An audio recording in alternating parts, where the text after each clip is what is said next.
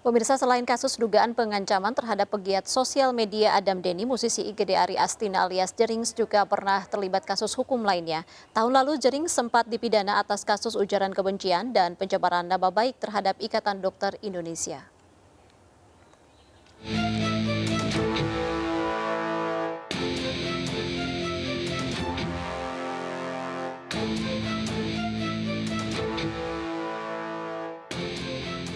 Ikatan Dokter Indonesia Bali melaporkan musisi grup band Superman is Dead, IGD Ari Astina alias Jerings, ke Polda Bali pada bulan Agustus tahun lalu atas unggahan di akun Instagramnya. Jerings disebut telah melakukan ujaran kebencian dan pencemaran nama baik terhadap ID. Dalam unggahannya, Jerings menuding ID sebagai kacung Badan Kesehatan Dunia (WHO) dan meminta agar ID Bali dibubarkan. Jerings pun dijerat dengan Undang-Undang ITE dan ditahan di Polda Bali. Usai menjalani 10 bulan masa tahanan, Jerings dinyatakan bebas murni dari Lapas Kerobokan Badung, Bali awal Juni tahun ini. Jerings bahkan bersedia disuntik vaksin COVID-19 di Polda Metro Jaya 2 bulan usai bebas. Kesediaannya untuk divaksin sekaligus mengakhiri kontroversi yang ditimbulkannya karena sempat tak percaya COVID-19 dan menyebut pandemi COVID adalah konspirasi global. Jerings menyatakan bersedia divaksin usai berdiskusi dengan sejumlah pihak terkait keamanannya. Namun di penghujung tahun, Jerings kembali ditahan. Dia ditetapkan sebagai tersangka kasus dugaan pengancaman terhadap pegiat sosial media Adam Denny setelah dijerat dengan Undang-Undang ITE lagi. Keduanya sempat menjalani mediasi di mana Jerings sudah minta maaf dan permintaan maaf itu diterima. Namun Adam Denny bersikukuh melanjutkan kasus pengancaman ini hingga ke pengadilan. Jerings selalu ditahan di rutan Mapolda Metro Jaya selama 20 hari ke depan sambil menunggu proses persidangan atas kasus itu. Dalam kasus tersebut, Jerings pun terancam hukuman 6 tahun penjara. Tim Liputan iNews melaporkan. Baik, pemirsa, kita akan lanjutkan dialog terkait dengan kasus ancaman kekerasan melalui media sosial terhadap tersangka Jerings, ya begitu ya. Sudah bergabung juga melalui sambungan Zoom ada Bli Wayan Gendo Swadarna selaku kuasa hukum Jerings. Ya, Bli, tadi kita sudah membahas mengenai banyak hal begitu terkait dengan kasus ancaman kekerasan terhadap Jerings begitu. Namun saat ini Jerings sendiri sudah ditahan di Polda Metro Jaya. Sebenarnya seperti apa kondisi Jerings saat ini di sana usai penahanan? Ya, Jerings dari awal sadar dengan segala resiko ketika terjadi pelimpahan, begitu ya. Tapi memang tentu saja secara manusiawi itu harapannya dia berharap tidak ditahan karena waktu di penyidikan Polda Bali kan dia tidak ditahan begitu Pak. Dan itu manusiawi menurut kami. Sampai kemudian sampai proses sore lalu diputuskan bahwa jaksa menahan. Pun kendati tidak ada alasan yang jelas yang disampaikan, tetap saja kemudian Jering karena sudah dari awal menguatkan diri ya dia tetap kuat dan kondisi terakhir juga dia baik-baik saja sampai kemarin masuk urutan Polda juga Jering baik-baik saja dan sempat kami komunikasi ya sudah saya jalanin begitu. Baik, yang saya dia bilang saya jalanin, saya siap, silahkan tim hukum nanti melakukan upaya-upaya hukum yang tersedia, termasuk melakukan pengajuan penahanan. Baik, yang ingin saya tanyakan adalah ketika penangkapan Jerings, begitu Jerings sempat menyampaikan ini adalah sesuatu yang janggal. Sebenarnya apa yang janggal di sini, Bli? Iya, itu yang dimaksud janggal Jering itu. Pertama kan tidak ada satu penjelasan yang rigid gitu. Misalkan dalam konteks penahanan, oke, syarat objektif, syarat subjektifnya kan mesti ada gitu dan mesti dijelaskan. Nah, ini yang tidak dijelaskan gitu secara rigid kan. Bahkan juga dalam konferensi pers dari pihak Kejaksaan Negeri Jakarta Pusat juga tidak secara jelas menyatakan apa alasan menahan Jering. Dia merasa aneh karena dia merasa tidak ada alasan.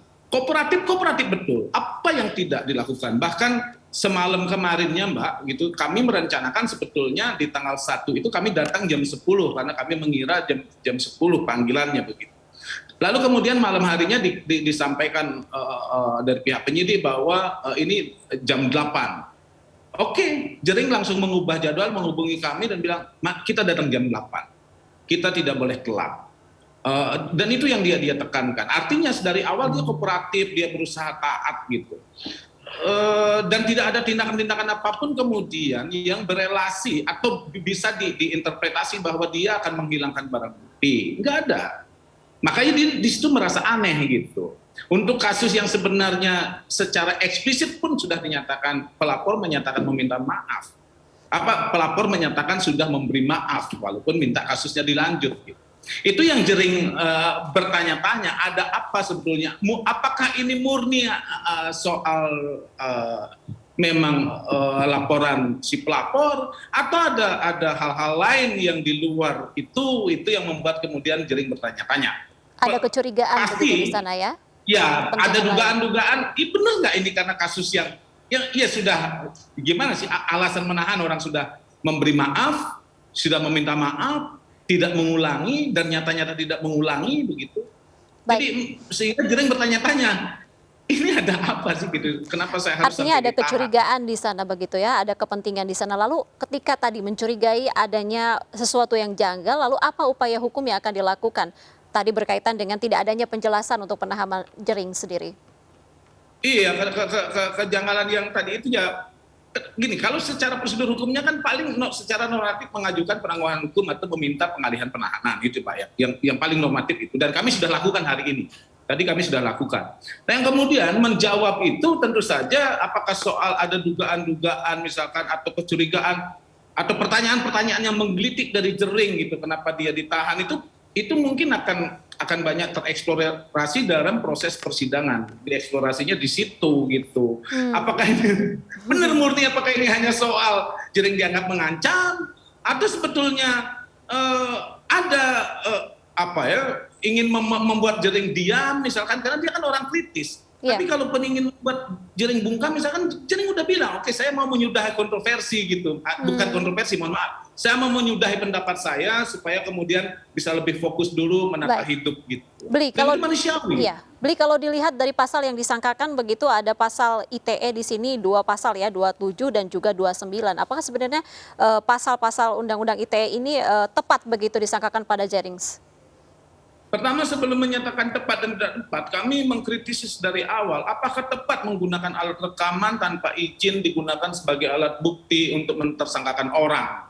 Nah itu harus diperiksa itu melalui putusan MK dan itu menjadi pengetahuan yang jamak ya di dunia hukum termasuk oleh ahli-ahli hukum bahwa alat bukti yang diperoleh dengan cara tidak sah bukan alat bukti yang sah. Bahwa kemudian itu alat rekaman itu jelas dinyatakan oleh pelapor dia menggunakan komunikasi telepon antara dia dengan Jering pada saat Jering spontan dalam keadaan berdebat begitu dalam suara yang tinggi. Dia rekam tanpa izin digunakan sebagai alat bukti. Justru di situ dulu. Nah, kalau soal relevansinya, kalau secara sempit apakah pasal 27 itu relevan? Pasal 27 ayat 4 ya. Ancaman menggunakan informasi elektronik tanpa dengan sengaja tanpa hak menggunakan informasi elektronik atau dokumen elektronik untuk melakukan pemerasan dan pengancaman. Itu mesti dicek juga dengan pasal 368 ayat 1 KUHP. Apakah kemudian Jering melakukan itu persoalan spontan? Dia dalam satu debat seperti berdebat dengan teman dalam yang saling meninggi misalkan. Keuntungan apa yang didapat? Kalau dia tidak dapat keuntungan, kenapa harus gunakan pasal itu?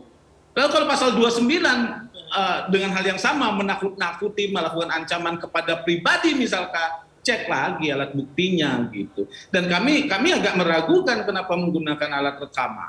Bukti rekaman telepon yang didapat tanpa izin dan bisa dikategori penyadapan ilegal digunakan sebagai alat bukti. Cara perolehannya tidak sah. Kenapa ini bisa digunakan? Itulah yang membuat kemudian kami bertanya-tanya pasal apa ini yang digunakan dan kemudian larinya lagi. Kenapa lari ke 335 KUHP? Ketika menggunakan alat bukti rekaman tanpa izin tadi yang saya jelaskan digunakan sebagai alat bukti yang kualifikasinya adalah undang-undang ITE. Kenapa kemudian menggunakan 335 KUHP? Apakah karena pasal 335 KUHP ini yang bisa memberikan kewenangan untuk menahan di level jaksa, gitu misalnya, penyelidikan jaksa ini digunakan? Karena pasal 27 dan pasal 29 ITE tidak memberikan kewenangan penyidik maupun jaksa untuk melakukan penahanan. Baik. Gitu. Jadi kami melihat ini complicated nih pemasangan pasalnya, penyangkaan pasalnya gitu, dan kita akan buktikan nanti di persidangan tentunya secara substansi. Baik. Gitu, Mbak. Tadi dari pihak Jering sendiri sudah mengajukan penangguhan penahanan, lalu bagaimana respon kejaksaan? Berapa lama sebenarnya responnya akan didapat begitu untuk dari pihak Jering sendiri? Kami sih berharap pihak kejaksaan bisa responsif ya, dan bisa cepat melakukan respon terhadap ini. Tapi harapan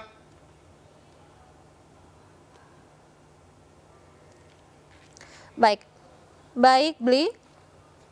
Baik, rupanya kita ada kesalahan teknis dan sambungan daripada Zoom dengan Bli Wayan Gendo Swadarna, kuasa hukum Jering. Terima kasih sebelumnya sudah berbagi informasi bersama kami. Pemirsa, usai jeda kami masih akan kembali, tetaplah bersama kami.